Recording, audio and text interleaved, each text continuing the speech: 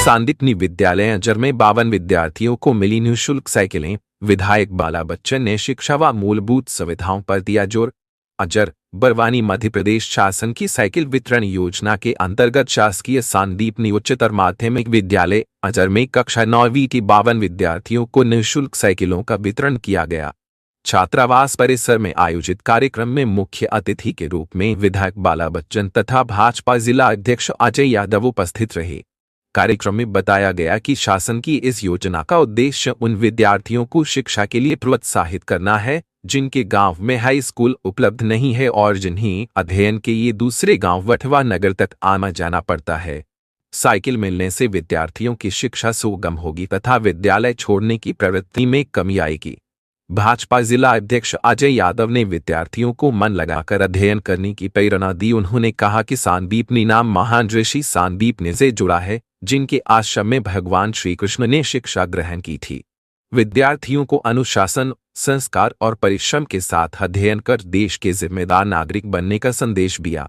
विधायक बाला बच्चन ने कहा कि शिक्षा ही विकसित भारत के निर्माण की आधारशिला है। उन्होंने विद्यार्थियों से शासन द्वारा उपलब्ध कराई जा रही साइकिल, छात्रवृत्ति, निःशुल्क पुस्तकें एवं अन्य सुविधाओं का अधिकतम लाभ उठाकर पूरी निष्ठा और मेहनत से अध्ययन करने का आह्वान किया। उन्होंने अपने छात्र जीवन का उल्लेख करते हुए कहा कि उस समय ऐसी सुविधाएं उपलब्ध नहीं थीं, इसलिए आज के विद्यार्थियों को मिले अवसरों का भरपूर उपयोग करना चाहिए। उन्होंने ये भी कहा कि यदि विद्यालय में विशेष रूप से विज्ञान विषय के शिक्षकों की कमी है तो इसकी जानकारी उपलब्ध कराई जाए ताकि आवश्यक व्यवस्था शीघ्र कराई जा सके। विद्यालय के प्राचार्य अंतिम जैन ने छात्रावास परिसर में पेयजल की समस्या से विधायक को अवगत कराया।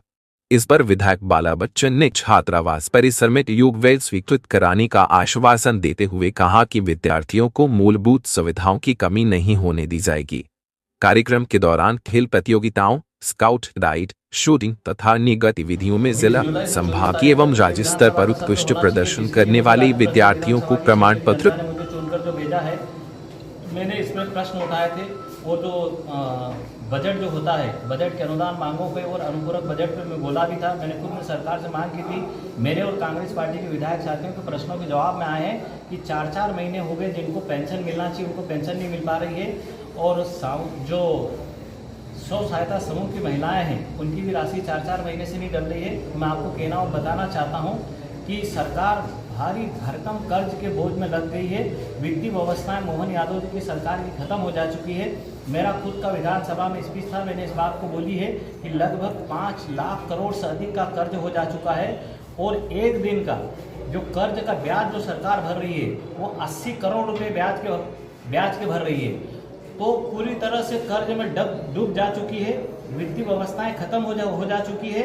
और जो पेंशन हमने जो 300 रुपये थी, आदरणीय कमलनाथ जी की सरकार तो 15 महीने की सरकार थी, हमने 300 से बढ़ाकर उसको 600 रुपये की थी, लेकिन अभी 4-4, 5-5, 6-6 महीनों से वो पेंशनधारियों के खातों में पेंशन ही नहीं डल रही है। तो सरकार सब तरह से खत्म हो जा चुकी है, लेकिन हम उनकी लड़ाई लड़ रहे हैं। कांग्रेस उसकी मैदान में भी लड़ाई लड़ रही है, विधानसभा में भी लड़ाई लड़ रही है, और राज्यसभा और लोकसभा में भी लड़ाई लड़ रही है।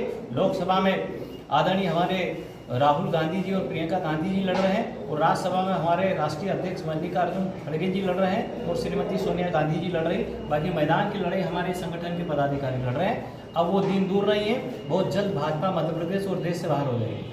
नीट परीक्षा में सफल अजर की बेटी साइमा मंसूरी का हुआ सम्मान। प्रभारी मंत्री डॉक्टर गौतम टिटवाल ने 21